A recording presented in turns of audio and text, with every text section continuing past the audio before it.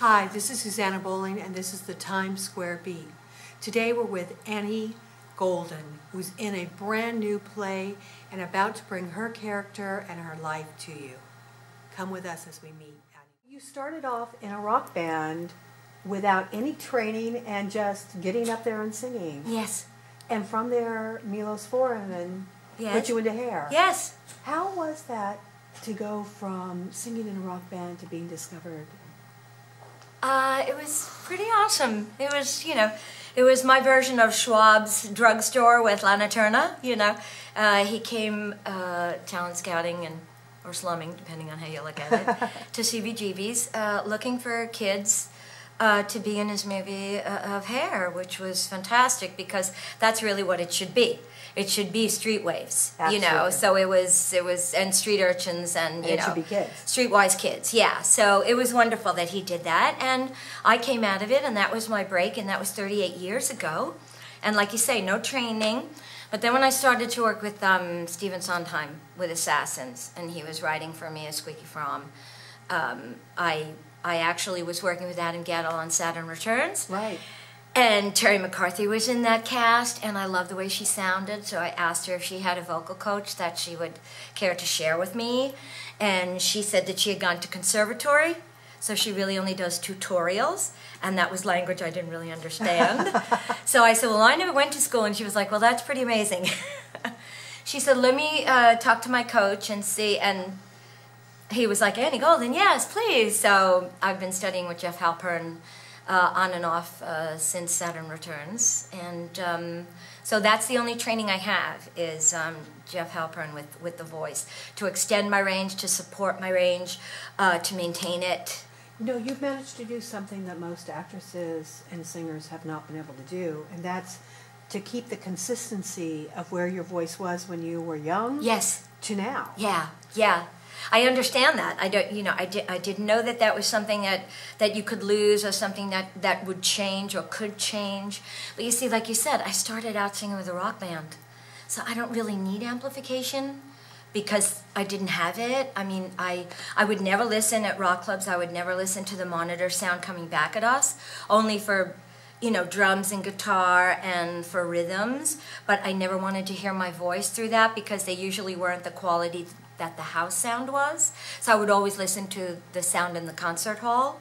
So I just have a different apparatus, and I come to it a different way. And my first vocal coach, Ann Countryman, who passed away, she said to me, you're my little brass trumpet. You don't even know, you hit the same notes, as the other sopranos, but you hit them your own way. So she says, and we're going to maintain that, we're going to keep that, and we're going to show you how to just, go from there. Do you still sing with chewing gum? I do if I get nervous. I mean, that's really what it was. It was my first movie. He would go action, and my mouth would, just dry up.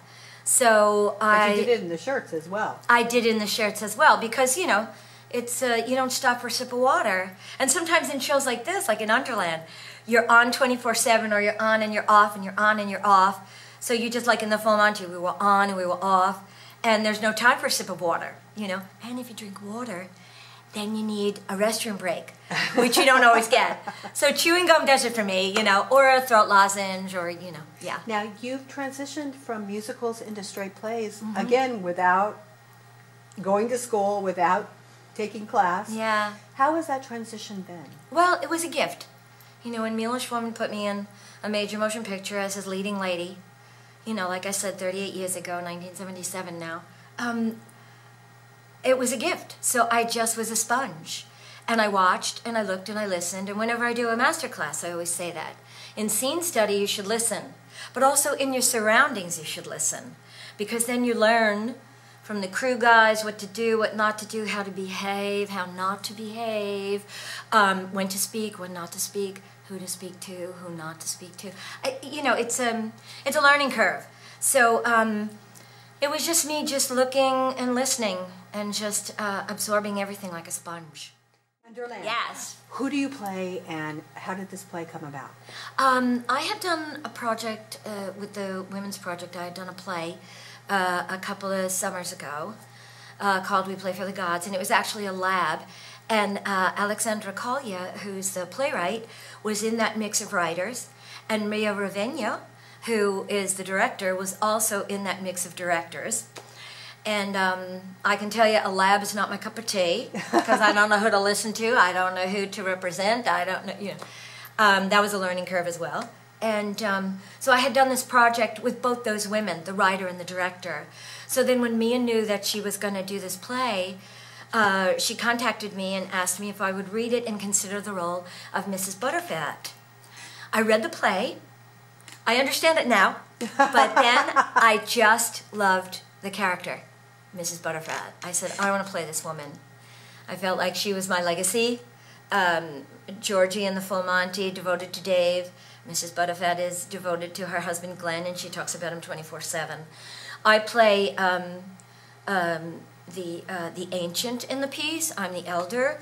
I'm a teacher of religious instruction at a public school in the outback in the bush of Australia.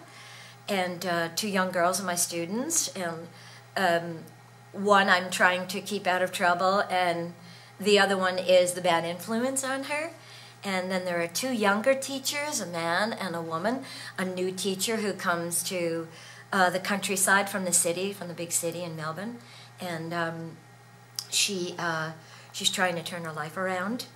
And then there's a businessman who visits from Tokyo. And all of their lives converge in a very kind of supernatural, fable, folklore kind of a way, which is Underland. Is this a kind of play that you would like to do more of? More kinds of plays like this? Well, it's a world debut, and you always want that. You always want, you know, when I was in the room with Terrence McNally for the Full Monty, it was a new piece. Right. To have the playwright in the room is just, you know, it's just a godsend. So I love to do new plays. This is not a musical. Well, also Saturn Returns, wasn't that? Saturn Returns was a new piece, but that was all music. Right. Yeah, so that was a different thing. That was a new composer. That was Adam Gettle. Yeah. So this is a new piece, and it's not a musical, but it has 2 gorgeous songs written by Australian composer, singer-songwriter Luke Howard, and I get to sing one of them with Kylie Lott, and then Kylie sings kind of the theme of Underland. So it's kind of interesting that I do plays that are not musicals, but they have music in them. Because Annie Golden is playing the role, I think. Because even when I did On the Town, when we did the first revival ages ago, Adolph Green and Betty Compton were alive then. Right.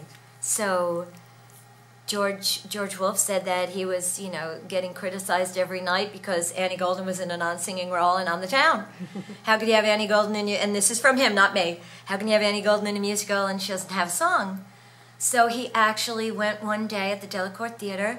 He invited Adolph and Betty to sit in the bleachers. Kevin Stites was up at the piano. I got a bell tone, and he said, "How about if Lucy Schmieler does a reprise of, oh well, we'll catch up some other time." So I had like 8 bars of the most gorgeous song, and it was historically changed for me because the writers were still alive. Wow. So that was, so I just let go and let God with this career. I don't have to worry about anything. It's interesting that you bring up On the Town because Leah Delaria and you are now in Orange is the New Black. I know. And Beth Fowler and Uzo, all these musical gifted musical stars. But that's the quirky actress, and that's what Orange is the New Black is about. It's about interesting women. Are you finding that it's bringing you more of a following and a different following than Absolutely. Who you have? Yes. I mean, I even remember first season, Leah Delaria was sitting at Video Village with us, and we would hang out. I would never look at anything that I was in, but I watch other people's, performances and scenes, and I hear, you learn. You listen, the writers, the director, the producers, Netflix, they're all there. You do a scene, and they go, "That's not clear," or "That's beautiful, why don't we go in that direction?" So that's that's how you do it on the spot at Video Village when you look at a playback on a monitor. So we were all hanging out there, and Leah was on her phone, and she was showing all the newbies, all the young girls, like Jackie Cruz and Natasha Leon, and Laura Prepon is, you know, an LA girl, so she didn't know New York. And Leah would go, "Who's that?" And she would go to YouTube and show something from CBGB's or show something from Leader of the Pack at the Bottom Line, and she'd be like, "Who's that?" And they'd be like, "I don't know, is that Norma?" And she'd be like, "That's Norma." And then Genji turned around one day and said, "Leah, what do you think about the idea the first time we hear Norma speak, she sings?"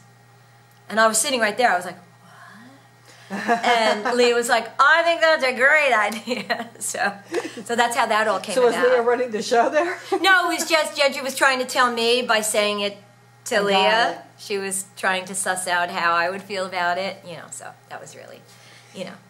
If you could take your career to the next level, what would you do next? I'm so happy with Orange is the New Black. I'm so happy with that. That I'm in a piece about women, that I'm in a piece about interesting women of all sizes and shapes and demographics, and backgrounds and situations, and also in a sad situation. Since we've befriended Piper Kerman, who wrote the memoir that Orange is based on, through her experience of having bad companions, making wrong decisions when she was younger, and then 8 years after the fact being called to task for that. I would love to do more of those kinds of things, so I'm really happy right where I am, and wherever that takes me, and they could kill me off next season, who knows, but that kind of stuff, like now we are suddenly activists, some of us in the cast, for prison reform. We take up the battle for incarcerated women. Every September we pack knapsacks and book bags with supplies for children of incarcerated women because they're being raised by their grandparents or their extended family. It's profound. And even when Michael Douglas won his Emmy for playing Liberace, what did he do in his acceptance speech? I had done his only movie with his father so far. I had done All in the Family. It Runs in the Family. Oh, yes. And his son played his son in the movie. So I got to meet those three generations. And then the kid was incarcerated. And he actually said when he accepted his speech, Michael Douglas, I just have to say, thank you for this, but I have to, he was in a public forum and he said, I haven't seen my son in a year. That means he's in isolation. So that means that that the prisoner is not allowed visitors. They're not in the general population. So what happened was the kid went into prison. Someone there set him up, told him they could get him drugs. And then he was found with drugs. And so he's serving his sentence, but he's serving his sentence in a cruel and unusual way, which is what we call solitary confinement back in the day. Now they call it isolation. So we don't even know what these people are going through when they're incarcerated. So that's our new thing. All of us in Orange is the New Black, that's our new cause. So it's basically raised your consciousness. Yeah, but also if I wanted to move on to something, I would say something, I mean, this is a sweet gig. I mean, it has a conscience. It brings me to a larger audience. It brings me to young women. It brings me to women of my own age. It brings me to the attention of serious writers and directors, not just light comedic fare, which sometimes musicals can be. Right. Not always, though. The Full Monty was lovely. But even in Violet, you played the role that was the conscience of where things could go. Yeah, and I love that, and that was my first Broadway offer. I had never been offered, I always had to audition, and come in and meet and greet and learn the material or whatever is required. And I was in LA with Joe Iconis, who is, again, I'm his muse of a certain age. He writes for me. When you have a young composer, he's my Mark Shaman for the millennium. Mark and Scott and I came up. I demoed all that Hairspray stuff for them. I sang Tracy. And, I'm not a full-figured 15-year-old girl. I wasn't then, and I'm not now. And so I demoed all that stuff for them because that's the sound they wanted. They wanted, he wanted me to sing the songs when they laid them down on demo. And now Joe Iconis writes for me. So I was in LA with Joe, with the black suits, and the offer came in straight up from Janine Tesori, Lee Silverman, again, powerful women, Michael Rafter, who feels comfortable around, powerful women because he's brilliant himself, Sutton Foster. I had never worked with her before. Now we're best buds. I stayed at her house when I went out to get the SAG Award. There's the Screen Actors Guild Award recently. Stayed at her house. So your life just becomes enriched if you're fortunate and you go on and you add to those around you who you consider friends and collaborators. And so really I'm happy where I am, but I want to continue in this vein. Now, when does Underland play, and for how long? We did our first preview April 3rd, and we go till April 25th. It's a limited run, so get out and come because it's going to be over in a heartbeat. And we open Saturday, April 11th, next Saturday.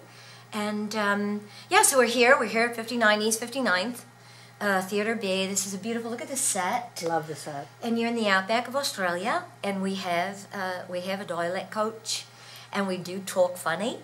So come on down and see if I'm doing a version of Mrs. Lovett and Oliver, or if my Australian is authentic. You can blame me. Well, thank you. Thank you so much. It was a pleasure to interview you. Thanks a lot.